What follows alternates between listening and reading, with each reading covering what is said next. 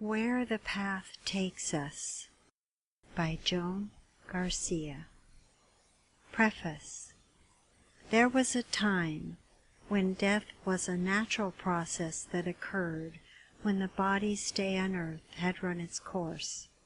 Now we are unable to distinguish between euthanasia and allowing death with dignity. The natural course is circumvented by pills and procedures that line the pockets of the pharmaceuticals and shield doctors from feared lawsuits. More and more of the elderly are held in what I call warehouses, kept alive by modern medicine.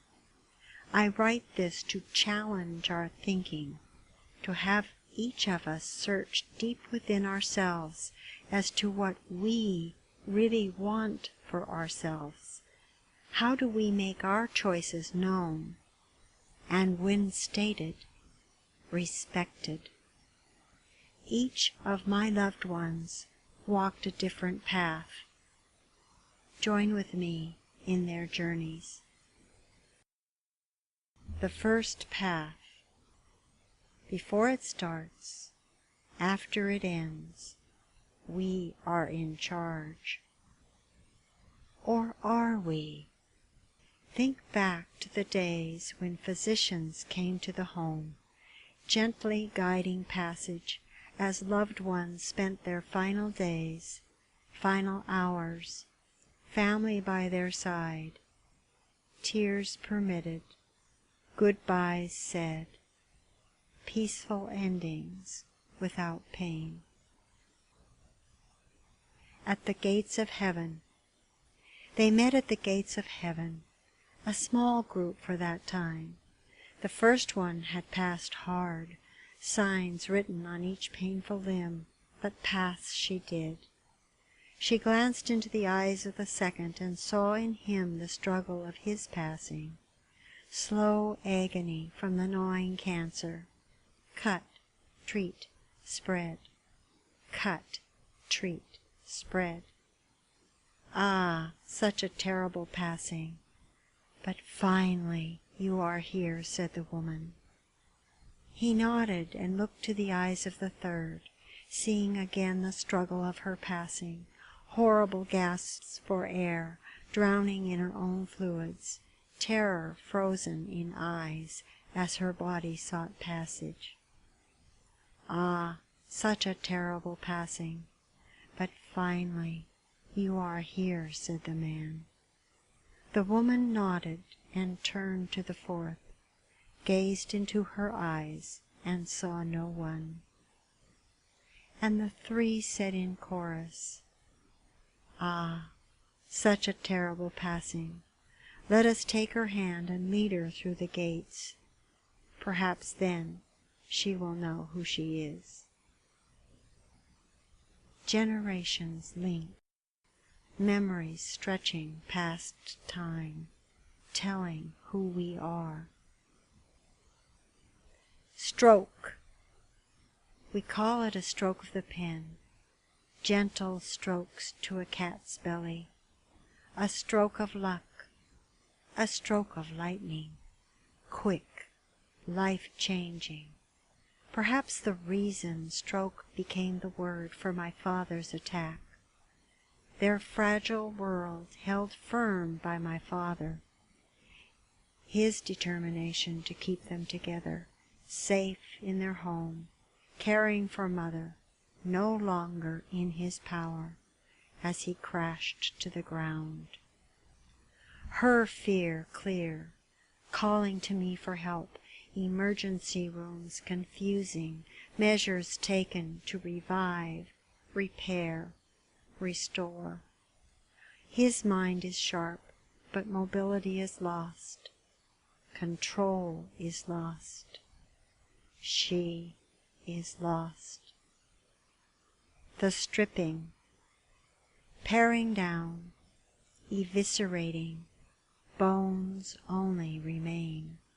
What once made it the house of joy, dispersed among family, until all is gone. The skeleton is sold. High school sweethearts. They met in the small mountain town, played music together in the band. He courted her through depression years, hard times, yet joyful times, separated briefly by his dream of college. He returned to his one true love.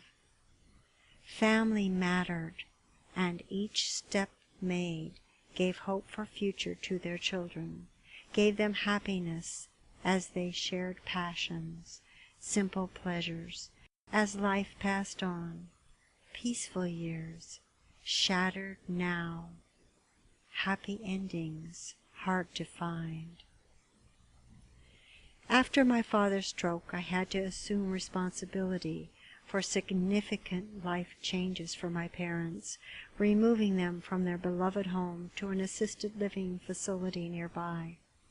My father, then confined to a wheelchair, was in full charge of his mental facilities, and I anticipated his strong will resisting my efforts to find a safe, positive setting for both.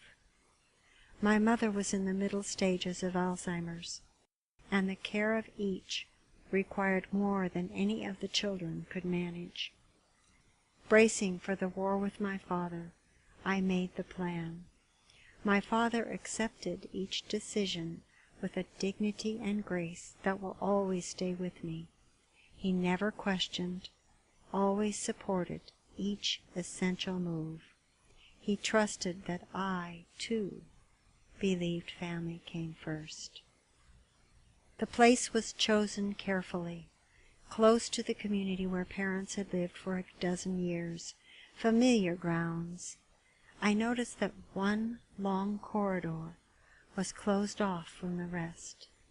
There, behind the locked door, lived the ones who were not safe in an open setting. Even with ankle monitors in place, the danger of wandering away was too great. I did not visit that space. Family gatherings were held in this place that replaced their beloved home. Siblings and spouses came to simulate the events of home. It was at one of these occasions, a few months into their stay, that I sat alone with my father. Looking to cheer him, I told him how much it meant to have his support in all the difficult changes that had been made, and heard him say, "It would have been better had I not survived the stroke." "Easier on me," he said. "Easier for Mother," he said. And he added, this man of no faith I had ever known, "I pray to God every day to take me." That was the only time he let me into his thoughts. The stroke took away his ability to manage at home. The stroke took away his ability to manage here. There was no choice. Or was there? The death police. Marching, marching, marching. Not that way, they say. Not easy to die that way. Wait. The death police. Marching, marching, marching. Cancer? No way. Bad to die that way. Surgery required. Cut it out. Chemo. Heart? No way. No failing allowed. Cut more. Bypass. Atenolol. Pravachol. Lipitor. Add some more pills. Replace. Hip. Knee. Cut gut. Add pills. Wait. The death police. Marching. Marching. Marching. Broken spine? No way. Surgery. Brace. Wheelchair. Add pills. Wait. The death police. Marching. Marching. Marching. We'll fix it. Glue it. Staple it. Cast it. Keep it running. Add pills. We choose. You don't. Wait. Mind gone? Aw, too bad. Can't fix that. But good news. Prozac, Haldol, Risperdal, take 'em all. You won't feel a thing. We'll keep heart going, lungs going, kidneys going, everything but you going. Bones pinned, not good to die that way, die our way. We have rules, can't stop us now. Wait. Mind gone? Ah, too bad. Death police, marching, marching, marching. The place where no one lives. So many of us find ourselves in the place where no one lives, waiting so painfully for the peace death finally gives. Medicine has managed to keep alive our shell, only to condemn us to a special kind of hell. Mobility has vanished, memory is lost, tubes invade our bodies, alive at any cost. The dignity of living has faded with our voice, the manner of our dying not within our choice. We cry for God to take us with sounds no others hear, trapped inside this living tomb. Its living we now fear. Passing comes hard in this modern day. I understand the search to find another way. Much like the aging Indian slipping off into the snow, we too seek a simple way to go. I heard his screams. Phone call. Sirens. Hospital bed. There he lay, screaming, "Let me die! Let me die!" Doctors persisted, draining fluids from lungs. "Let me die! Let me die!" Down the hall, echoing, over and over. Why? DNR. Yet he is here, screaming and screaming. When do they listen? I become what I call the junkyard dog, taking on the hospital, pounding on the door of administrators, furious that they could not hear the screams of a proud man. Finally, they heard. Hospice visited my father there in the hospital. Listened. Choices made. Father is returned to the care facility.